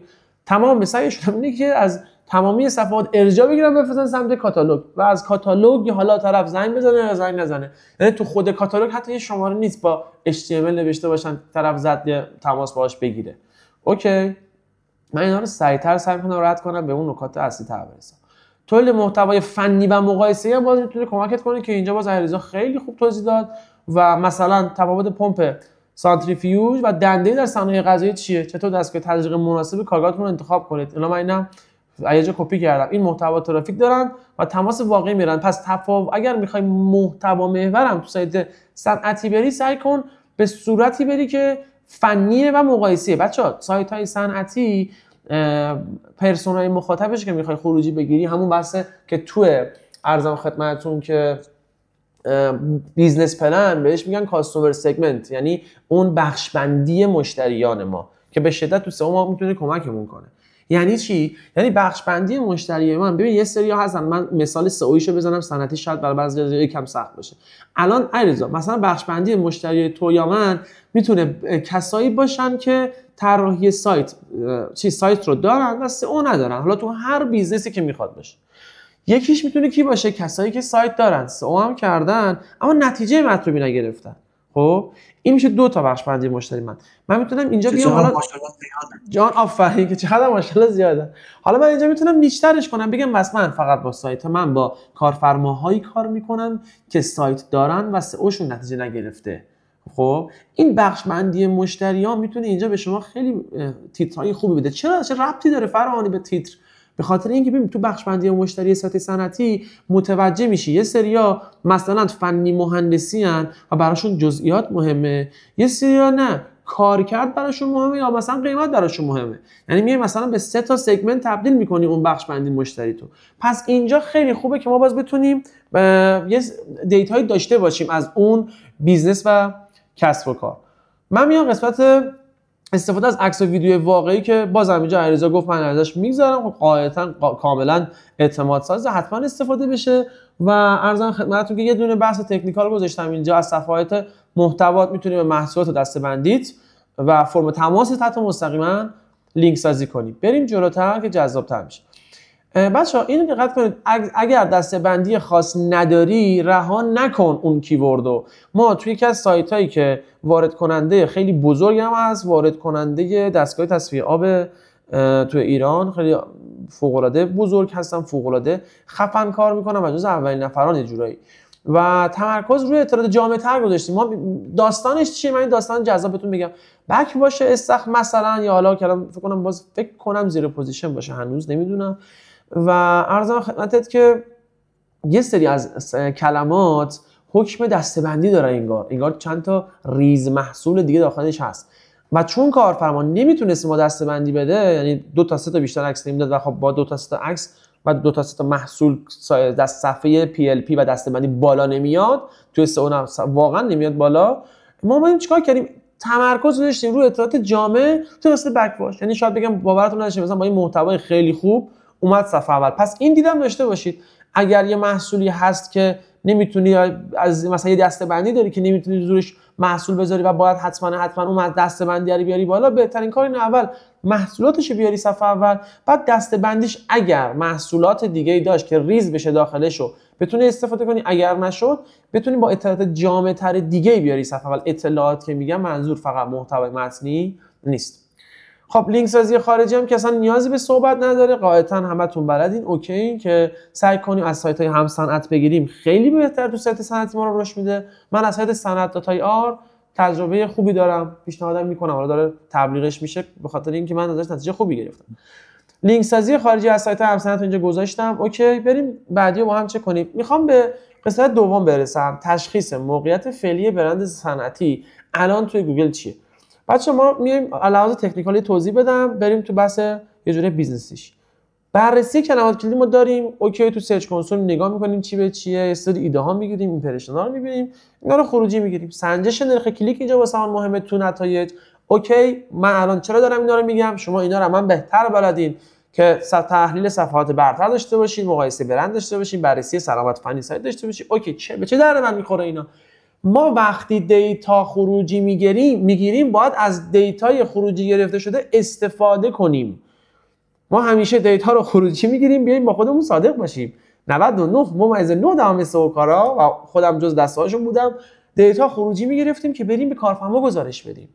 دیتایی که توی سرچ کنسول داره به ما گزارش میده، دیتاییه که ما بیایم و روش فکر کنیم، تفکر کنیم، ببینیم مثلا آقا الان این کیورد اینجوری شده، این ایمپرشن رو من دارم میگیرم یا این کلیکر رو من نمیگیرم، بهتره اینو حذف کنم، بهتره اینو اضافه کنم. میخوام خط فکری بهتون بدم. من نزدیک به فکر کنم 25 6 کیلو وزن کم کردم از زمان خدمت به بعدم، چون تو خدمت خیلی وزن رفت بالا. میخوام یه ایده بهتون بگم، یعنی خط فکر بهتون بگم. بعد خیلی‌ها که به من میرسیدن مثلا تغییر رو میدیدن میگفتن فرانی چی خوردی که این وزنت کم شده؟ من خیلی با تعجب به این سوالش نگاه می‌کردم و میگفتم اتفاقا خیلی چیزا رو استفاده نکردم که وزنم کم شده. داخل سئو هم همینه، شما باید یه بوردر بندی کنی، مرز بندی کنی، خیلی کارا رو انجام ندی. یعنی مثلا میگم اگه داری توی ایمپرشن سایتت میبینی که یه سری کیورد داری ورودی میگیری و اصلا بعد نرخ تبدیل نداره، خب چه فایده‌ای داره بخوای رو اونا زمان بذاری، کرال باجت بذاری؟ اونا رو هرس محتوایی کن بره بهتره. بعد خب سئو سایت صنعتی یا هر سایت دیگه به 3 قسمت تقسیم میشه. اینکه تو کجای بازی وارد شدی. بچه‌ها SEO حالا به بعضیا بر نخوره که متخصص SEO هستن، SEO و SEO که ما داریم به اصطلاح بهش میگیم ربط داره به برند، ربط داره به کسب و کار. من با بنده خدایی کار میکردم که کوچ کسب و کار داشت، فکر کنم تو این چند سال اخیر اولین کارفرمایی بود دیدم که کوچ کسب و کار گرفته. من نمودار سرچ کنسولش رو با تیم کوچ کسب و کارش در ارتباط گذاشتم و با هم جلسه گذاشتیم. 2 تا نکته یاد گرفتم که تونستیم به قول معروف، نمیگم روستو خیلی کار خاصی کنیم، تونستیم یه ریتارگتینگ را بندازیم و حدوداً 200 تومن بیشتر بفروشیم و خب یه عدد قد جذابی بود واسم. ریتارگتینگش چقدر هزینه شد؟ 11 میلیون تومان. خب پس این دیتا ها باید استفاده شن. این استفاده رو سعی کنید، حالا از چت جی پی تی میخوای بپرسی، از صاحبین کسب و کار، از صاحب کسب و کار میخوای بپرسی، یا اگر خودت تخصصی تر اومدی تو این کار میتونی خودت بررسی کنی و نتیجه بهتر بگیری. خب بریم بعدی، سیستم لید سازی. اینجا صحبت زیاده ولی من براتون تیتروار میخونم و بهتون تجربه خودمو میگم. شناخت مسیر واقعی مشتری از داده ها، شناسایی صفحات لیدساز، اتصال داده های سئو به تیم فروش. اینجا نکته وجود داره. بچه‌هایی که دارید کار میکنید حتما از کافه‌ها بپرسید تیم فروش دارن یا ندارن که دوچار اون تجربه تلخ من نشید.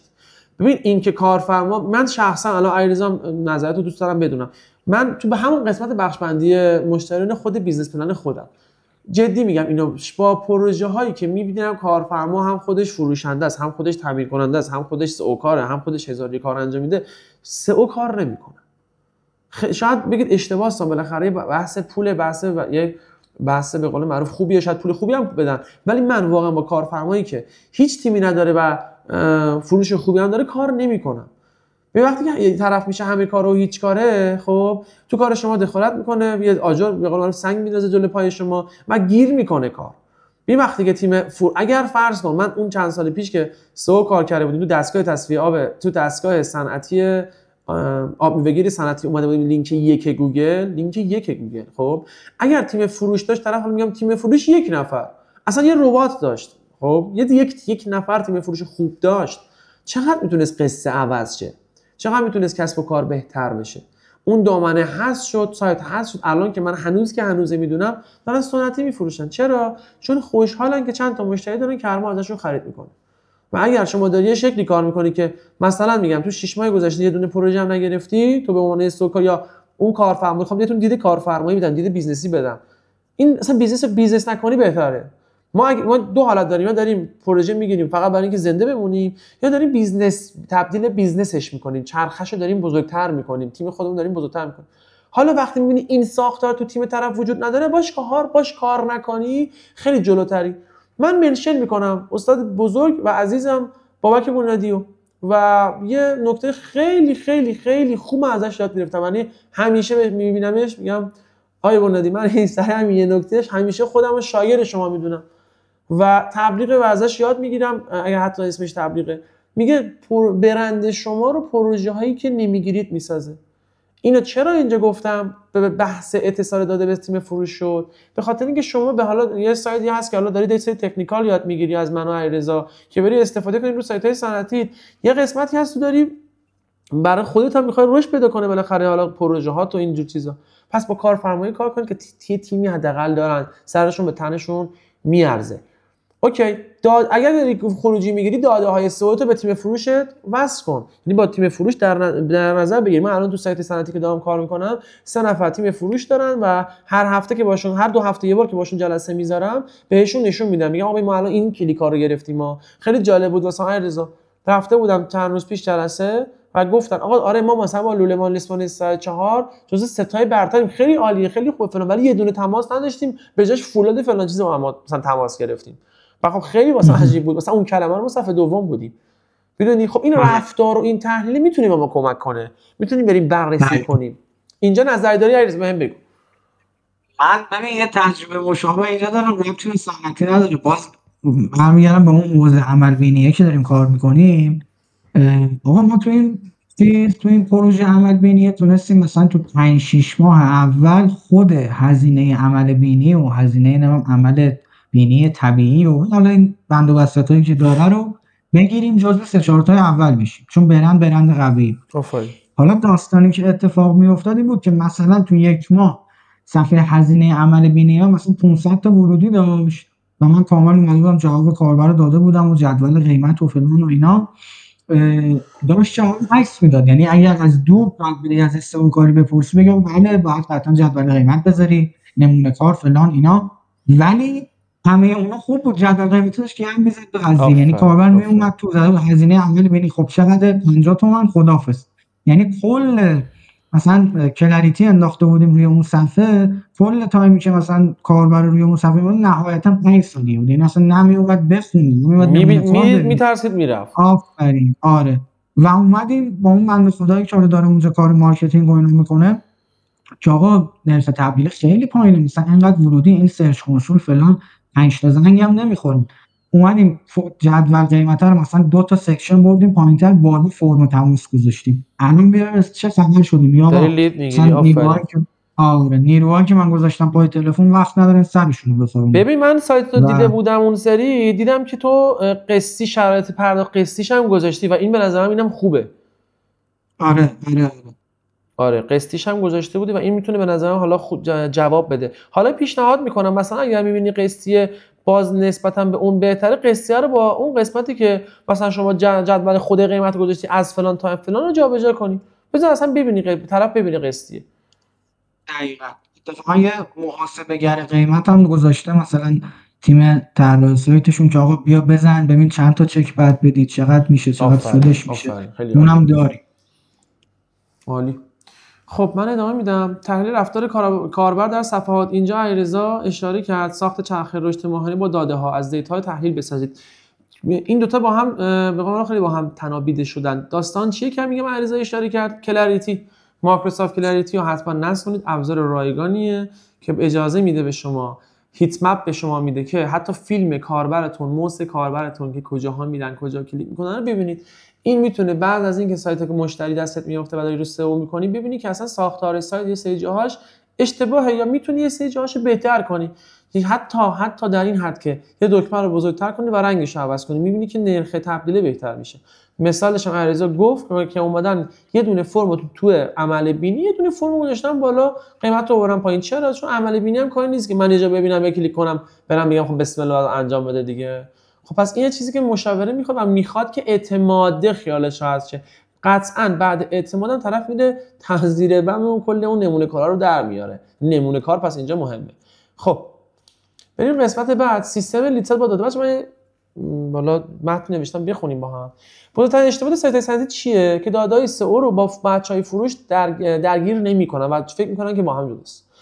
اگه که بفهمیم کدوم کلمات رو تماس واقعی و پیش فاکتور رو به قول معروف درخواست و فرم واسمون میارن، میتونه خیلی به ما دید بهتری بده و کارش خیلی ساده است. یعنی یه اکسل کافیه شما درست کنید، توش هم بنویسید وقت موقع گذاشتن آقا سرچ کاربر مثلا پمپ دنده‌ای فشار بالا بوده، صفحه ورودیش اینه، نوع تماسمون که مثلا از ما درخواست داشته واتساپ پیام داده، تلفن بوده، فرم بوده، وضعیت پیگیری فروش هم بزنی. بعد اون موقع تیم فروش متوجه میشه که آقا من از سایت اینقدر داشتم به این صورت بوده و این میتونم پیگیریش کنم. بعد از این ما میبینیم فقط 20% صفحات دارن مشتری واقعی میارن، تمرکز کنید رو همونا. یه قانونی هست میگه 80 20% از صفحات سایت شما داره 80% خروجی مالی میده، 20% از کارهای شما در طول روز داره 80% از آیندهتون میسازه. این یه چیز ثابته و همه جا داره استفاده میشه. خب ما اومدیم همین قسمت واسه یه سایت صنعتی حوزه برق چیکار کردیم؟ اومدیم وقتی که فهمیدیم سیستممون اوکیه، سایتمون اوکیه، ورودیمون اوکیه، سی آر او پیاده سازی شده، همه اینا اوکی بود علیرضا. خب قسمتی که کار نمیکرد چی بود؟ این طرف گفت فرهانی زنگ خوره بالاست، اوکیه، فروشی نمیشه تبدیل نمیشه. فهمیدیم طرف بنده خدا سی آر امی نداره. اومدیم من پیشنهاد دادم یه CRM گرفتیم، توی 6 ماه 35% ما رشد فروش داشتیم و خب این 35% یعنی با یه مشاوری که آقا تو CRM بخر لیداتو بتونی راحت پیگیری کنی کارو جمع کرد، چون کارشناس فروش هم داشت، یعنی 3 نفر تیم فروش داشت و CRM هم داشت و این بده. من اگه بخوام به بچهای این وبینار یه جایزه کوچولو بدم، میتونم بهشون 50% آف دوره تلگرام ادزمو بدم و میتونم به پی من پیام بدن اگر در کل این جایی که من و علیرضا صحبت کردیم، چون بچه‌ها من صحبتامو کم کردم و اصلا اسلایدرامو جوری تنظیم کردم چون میدونستم علیرضا کامل صحبت میکنه و ممنونم از دعوتش. یه جوری اومدم واسه کردم که بیام تو نیم ساعت 40 دقیقه وقت تمامش کنم و شما دیگه خیلی اینجا به بعد اذیت نشید. حالا هر کسی هر سوالی هر چیزی داره اینجا بپرسه، نهایتش اینه که بازم توی پی وی های من و علیرضا میتونه بپرسه. بچه‌ها کسی سوال داره؟ آره راستی این بالا تلگرام منه، آیدی کانالمه، آیدی اینستاگرام من بنده و آیدی خود تلگرام شخصی فراهانی اسیو. اگه سوال داره من در خدمتتون هستم. علیرضا هم که میکروفونش واسه بالاخره جواب میده. یه سری سوال بالا رد شد. میدونی یکیش بود که من یادمه، فکر کنم خود مهدی بود، گفته بود که کارفرما قانع نمیشه، حالا خیلی مرتبط هم ولی جواب بدیم. کارفرما قانع نمیشه از اینکه پول واسه SEO خرج کنه، یعنی کارفرما پول خرج نمیکنه و گفت یه سری SEO کار اومدن قیمت‌های دادن که کارو خراب کردن و اینا خیلی عالیه به نظر من. حالا سوالت فکر کنم پاک شده. خب من یادم دقیقاً تو اینو پرسیدی مهدی به ما ایناش. ببینید یه سری SEO کارهای تازه کار جوری قبلا صحبت کردم با صاحبین کسب و کار و سایتشون رو خراب کردن که هم خیلی سخت اعتماد میکنن و همین که واقعا توی خرج کردن و هزینه دادن چشم ترس دارن. من تجربه‌ام میگم بعد علیرضا جان شما اینو اضافه کن. خب ببین الان بیا جامون رو عوض کنیم دیگه. من SEO کارم مهدی راهنمایی اینجا جای ترس داره. من باید بهش چیکار کنم اینو بهش بگم؟ مهدی اگه من به تو بگم توی حوزه کاری تو سایت من جزو 3 تا لینک برتره، من اعتماد نمی‌کنی؟ اصلا تو حوزه کاری من نداره علیرضا، تو حوزه کاری مثلا تو اون صنعت نمونه کار نداری. من به اینجور مشتری یه چیزی میگم ببین این نمونه کارهای من، زنگ بزن به کارفرماها از خودشون مستقیم بپرس. ما داریم محاوره میکنیم دیگه. آیا این اعتماد سازی نمیکنه برای تو؟ تمام شده رو. یکی همین که حقیقتا من اینجور آدما رو حالا نمیدونم، شاید بعضی بچه‌ها اینجوری برداشت کنن که آقا این مثلا بعضی وقتا شاید جواب نده، بعضی وقتا شاید شما هزینه‌هات زیاده نیاز داری هر پروژه میاد بگیری، ولی واقعیت اینه که آقا حتی به نظر شخص من اگر تو فشار مالی هم هستی حدس میزنی این کارفرما قرار رو مفت باشه، قرار اذیت کنه، قرار تا 1 سال آینده مثلا اینقدر با این دردسر بکشی که اصلا نسبت به اون پولی که داری در میاری نصرفه پروژه رو نگیر. و این به نظرم یه جایی میره تو اون که با ایسان اگر نمیخوای اعتماد کنی خب اوکی برو با یکی دیگه کار کن. آفرین. ببین یه چیزی بگم علیرضا شاید باورت نشه، پروپوزالی که داره واسه ما میاد میدونی از چه دسته پروپوزالاییه؟ به خدا شاید باورت نشه. حالا مخصوصا تو حوزه فروشگاهی لوازم خونگی، چون ما 2 تا سایت خیلی خوب اصلا با کیوردهای خفن بالا داریم. چیز بود کسایی که سایتشون رو زدن یکی دیگه داده یا سوا کرده ترکوندن اومدن سمت ما. یعنی خیلی خوبه که یه نفر زده سایت یکی دیگه ترکونده، اون طرف قبل به قول قدر عافیت رو دونسته و میاد سمت تو راحته با تو میبنده. وقتی من دارم 2 تا نمونه کار تو حوزه‌اش نشون میدم خیلی راحت اعتماد میکنه. یا وقتی میگم ببین این کارفرمای من میتونی باش تماس بگیری، دیگه از این اعتماد بیشتر نداری. حالا تو هر چند بگی تو قرارداد من تضمین میدم فلان میدم چک میدم که اصلا نباید این کارو کنید، این باز در نمیاد. یعنی اعتمادو باید ببینه و پیشنهاد میکنم حتما با کارفرماهاتون ویدیو رضایت بگیرید. خیلی جوابه. محمد هاشمی میگه درود به شما. تو یکی از پروژه‌هایی که دارم تو دسته‌بندی کلاً 3 تا محصول دارن ولی رقبا محصول بیشتری دارن، پیشنهادتون همونه که فرمودین که روی تک محصول تمرکز کنید. پیشنهاد من چیه؟ تک محصولاتش بیاد صفحه اول، فروشش رقم بخوره. اگر اون محصولات میتونن ریز محصول باشن، مثلا میگم تو دستگاه‌های تصفیه آب صنعتی پرشر وسل داریم ما که خود پرشر وسل 1001 تیکه میشه واسه تصفیه آبه. ما اومدیم تو اون دسته‌بندی تک تک محصولاتش رو ببخشید دستگاه تصفیه آب صنعتی خودش 1000 تا محصول میشه که یکی از محصولاتش مثلا که داخل اون دستگاه نصب میشه پرشر وسله. از اون بگیر تا 1000 تا محصول دیگر من ریز کردم تو دسته‌بندیش گذاشتم. سرچ هم میشد، یعنی واقعا طرفم می‌خریدن و مگه این کار کنی. اگر نمیشه که قطعا باید روی سینگل کار کنی. آره. یا حال دیگه این میتونه باشه که خود محمد حسین تو حرفش اشاره کرد که آقا یه جورایی بیای ببریش تو فاز لندینگ، یعنی اگه محصول دستت بسته است با چیزهای دیگه پدر سفر رو در بیاری، عکس و ویدیو بذاری، صوت بذاری، اینفوگرافی بذاری، یه چیزهایی که بقیه ندارن. ولی در نهایت اینو خیلی پیشنهادش نمیکنم چون یوزر میاد تو و تنوع محصول میخواد. اگه حوزه‌تون گفتم یه سری چیزا مثلا کاستوم از سمت اون در کارفرما شما میتونه تولید شه، نمیدونم بعد بره تو کارگاه فرمون بشه، ابعاد مختلف داره اینا رو. آره ولی مثلا اگه برفرض یه حوزه‌ایه که بقیه محصولا رو داریم، تو مشکلت اون جوری جنس است، مشکلت اینه که کارفرما نمیتونه محصول رو تامین بکنه، این دیگه بیسیک مشکل بیزینسه، راه حل خاصی براش نداره. خب بچه‌ها سوالم داشتید باز میتونید بپرسین. من فقط یه دونه بحث رضایت رو بگیرم از علیرضا و من که حالا یه قسمتی رو با هم صحبت کردیم بابت این وبینار سو برای صنعتگران. از 1 تا 10 به این وبینار به صورت کلی نمره بدین، من ممنون میشم. ببینیم بچه‌ها چقدر با وبینار اوکی بودن. یه سری هم دیگه خسته شدن، یه سری آره یه جوری نصف بچه‌ها رفتن وسط کار، آخرای کار. آره دیگه خسته شدن.